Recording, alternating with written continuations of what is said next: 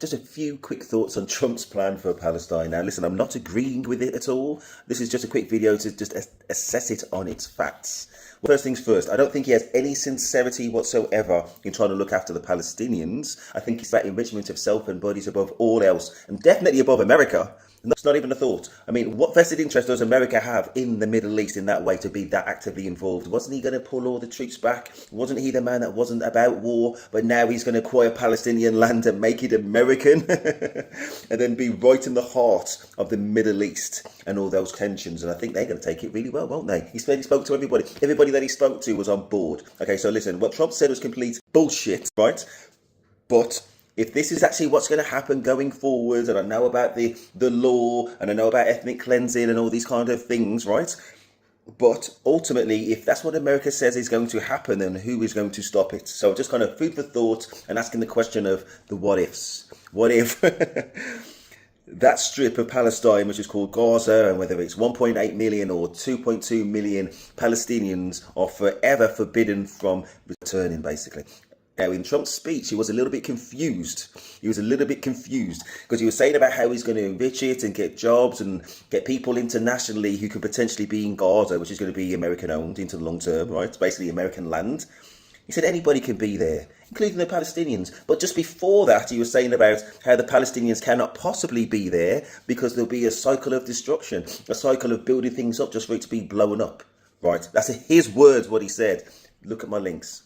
That's what he said. So just to be absolutely clear, you were saying that Palestinians potentially could be there, but he spent 10 minutes before saying about how they could not possibly be there. Now, one of the other things in that debate, and I will get to what he was saying in a minute, one of the key things in that debate is that Israel does not accept any level of potential risk to its citizens, right? It accepts a zero risk tolerance. Not here to say whether it's right or wrong, I'm just saying that's what it is. If Israel has a zero risk tolerance, then it does matter who's going to be on that land. So America acquires it. It's that strip of Palestine, which is known as Gaza, formerly known as Gaza, cannot possibly be logically and open-ended. Anybody can live there type of thing, right? The people who realistically can and will live there is probably going to be, guess what, the Israelis. Right, I'm not here to say whether it's right or wrong. It's going to be land occupied by America, technically, but really we know whose land that's going to be. And the people who are going to live there may well be some Americans, but it's mainly going to be the Israelis, right? And maybe a technical smattering of other people from around the world, but it has to be people that Israel feels does not pose a threat to them with their zero threat perspective on their citizens. So they have to have the most influential insight into who actually goes there. Right or wrong, right? All these things considered, we go forward with the next thing that he said was, okay, there's a cycle of death in that area which is never going to end. Now, is that right or is that wrong?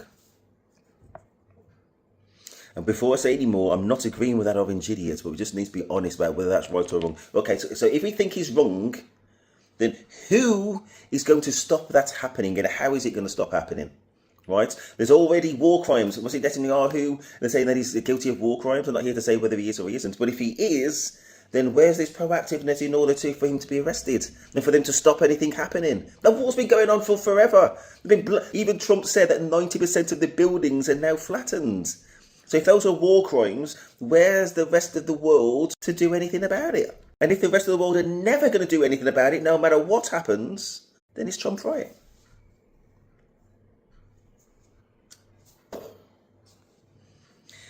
In the perfect world, those who can have some influence on both sides and bring them to the table. I'm thinking about the press conference where there's only 2 countries out of the 3 that were there. I mean, that says everything, to be honest. But if there were some influence to bring all parties to the table and have some sensible debate and maybe international troops in order to ensure the safety of both sides, otherwise known as some form of 2-state solution, if that was going to be realistic or possible, then that's great. But we just confirmed that it's not. Even when the rest of the world, from all the treaties that all the countries signed, say that this person is a war criminal and they're doing absolutely nothing about it. Okay, yeah, well, if he actually touches the land in Europe, then, you know, technically he could be arrested. Is he going to be arrested? No. No. Okay, so brings us right back to, again, what is realistically possible? Is there going to be enough political or whatever motivation to back international law so that something can be done in terms of international and ethical justice for the Palestinians. So if that is yes, then let's pursue this two-state solution. But if that's a no, then exactly what the orange idiot said is going to happen probably is, and that they're going to build things up, then it's going to get blown up and displaced, and the deaths and the lack of economic prosperity and moving onwards and upwards with their lives will continue into eternity. And then nobody wins, right? Listen, this is something for genuine debate. And again, I'm not agreeing with that orange idiot, because he's in a position in order to influence things and maybe go towards something with a two-state solution. Okay? Apparently there's Palestinians that are actually in Israel, which proves it could be done if there was a willingness. So if all sides could have a willingness, then maybe it could happen, but it hasn't happened, and it seems like it won't happen.